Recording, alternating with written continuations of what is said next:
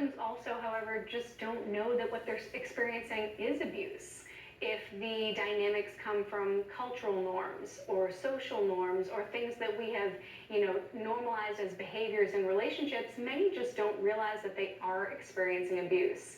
And then add to that, a slew of actual barriers when it comes to injustices and inequities. And if you don't fit the perfect mold of a victim who can go knock on the women's center door, maybe there's no resources for you. This becomes especially challenging for, say, survivors who might have a different gender identity. Maybe a trans Black male doesn't know where they can go for help, or they might label their experience as something other than abuse. So there's physical abuse, but there are other kinds as well. This economic, this psychological, which you mentioned. Get into that, because I think some people may have sort of the image that it's only physical abuse that constitutes domestic violence, and that's not the case. Correct. This is perhaps the greatest misconception, is that we hear the terms domestic violence and we think physical harm. Right. And while yes, that does happen, as evidenced by that first statistic, and often it does happen as the abuse progresses, most people do experience psychological, emotional, and economic abuse.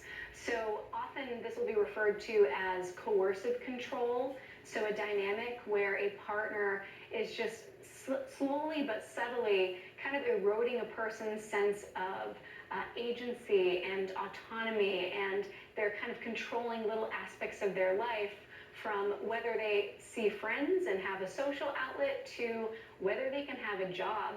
And in fact, speaking of statistics, nationally it is cited that 99% of domestic violence victims experience some form of financial abuse. Wow. Which also makes it harder then to leave. So a partner may not allow the person they're with to have a job.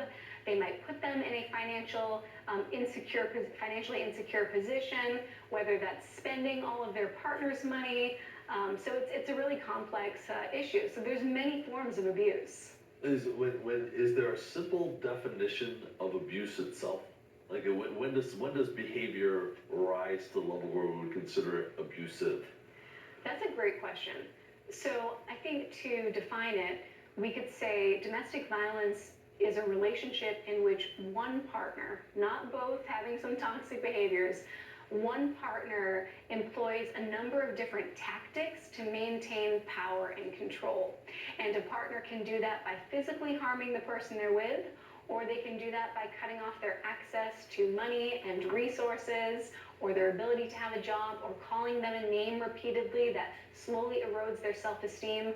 So that's the pattern that you want to recognize. One person kind of constantly being the instigator and doing things that gives them that sense of power and control.